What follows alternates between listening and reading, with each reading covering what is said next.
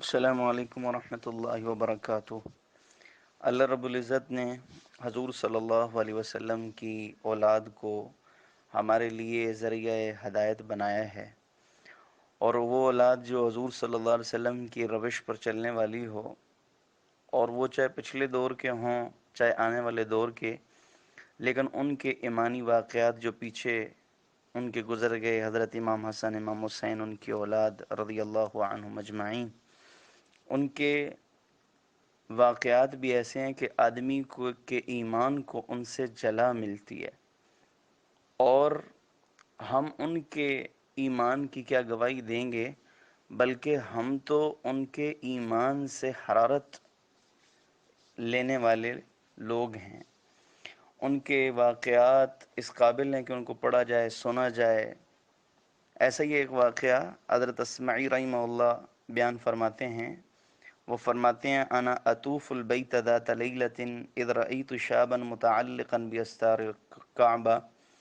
کہ میں ایک رات طواف کر رہا تھا کہ اتنے میں نے ایک نوجوان کو کعبے کی پردے پکڑتے ہوئے اور ان سے لپٹتے ہوئے اور گریہ بازاری کرتے ہوئے دیکھا، اور وہ دم بخود تھا، اور وہ اللہ رب العزت سے وہ محو کلام تھا، اور اس نے اپنا تعلق اللہ کے ساتھ جوڑا ہوا تھا،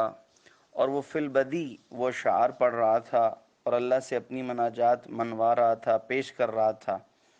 اور وہ یہ کہہ رہا تھا یا من یجیب المضطر فی الظلم یا کاشف الضر والبلوى مع السقم قد نام وفدك حول البيت وانتهبوا يا أنت يا حي وأنت يا حي يا قيوم لم تنم أدعوك ربي حزينا هائما قلقا فرحم بكائي لحق البيت والحرم إن كان جودك لا يرجوه ذو سفه فمن يجود على العاصين بالكرم۔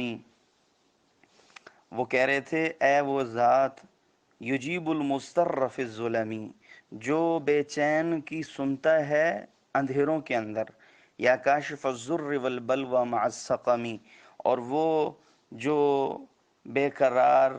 جو یا کاشف الضر، ضر کہتے ہیں اذیت، پریشانی، مصیبت، والبلوى یہ بھی مصیبت کو کہا جاتا ہے، یہ دور کرتا ہے، مع السقم قد نام وفدک حول البیت وانتہبوا، آپ کا وفد سویا ہوا ہے آپ کے گھر کے ارد گرد، اور وہ انہوں نے نیند کی چادر اپنے اوپر اوڑی ہوئی ہے، لیکن آپ تو حی ہیں، قیوم ہیں، آپ نہیں سوتے۔ میں آپ کو پکارتا ہوں غمگین ہو کر اور قلق کے ساتھ اور افسردہ ہو کر، آپ میری رونے پر رحم کیجئے۔ کس کے حق کے واسطے؟ اس گھر کے حق کے واسطے، اس حرم کے واسطے سے آپ میرے رونے پر رحم کیجئے۔ ان کا نجود لا یرجو حدود صفحین، جو بے وقوف ہوگا وہی آپ کے جود، آپ کی سخاوت کا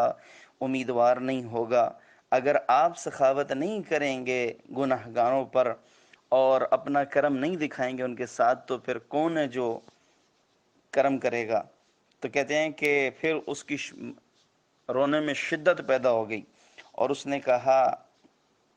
الا ایھا المقصود فی کل حاجتی شکوت الیک الضر فرحم شکایتی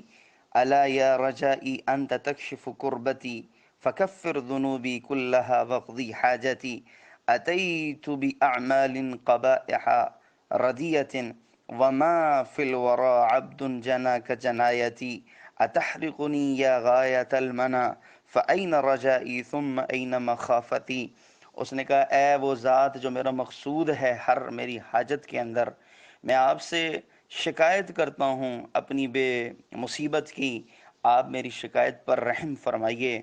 آپ میری امید ہیں، اور آپ ہی مجھ سے میری تمام مصیبتوں کو دور کریں گے۔ آپ میرے گناہوں کو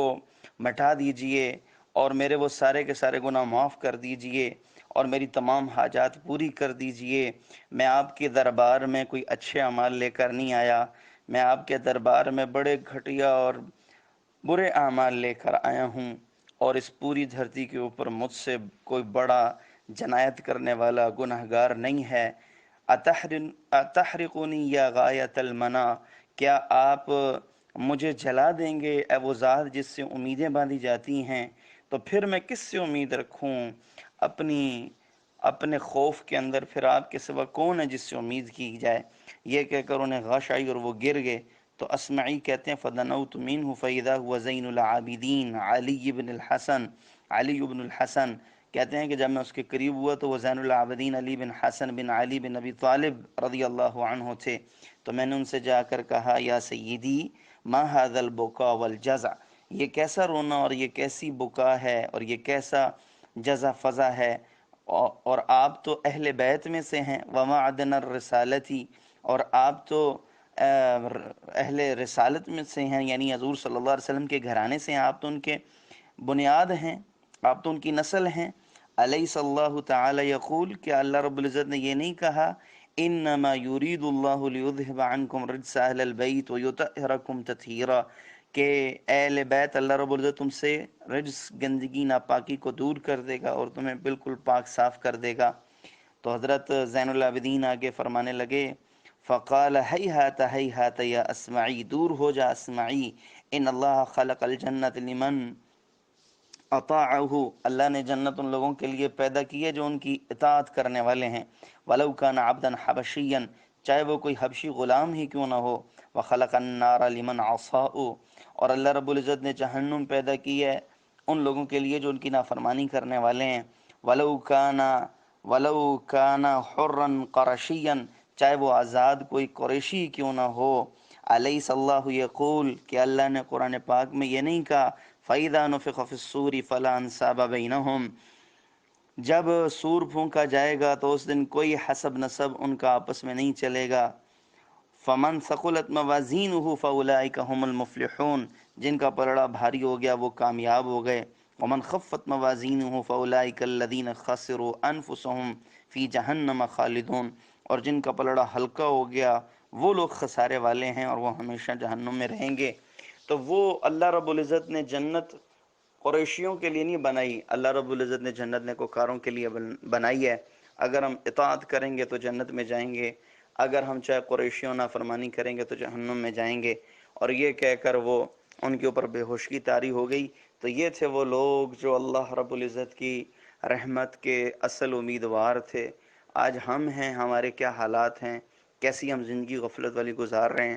اللہ رب العزت ہمیں ان واقعات سے ہمارے ایمان کو گرمائے اور ہمیں راہ راست پر چلنے والا بنائے اور اپنی اطاعت اور اپنے نبی کی اطاعت کرنے والا بنائے، آمین۔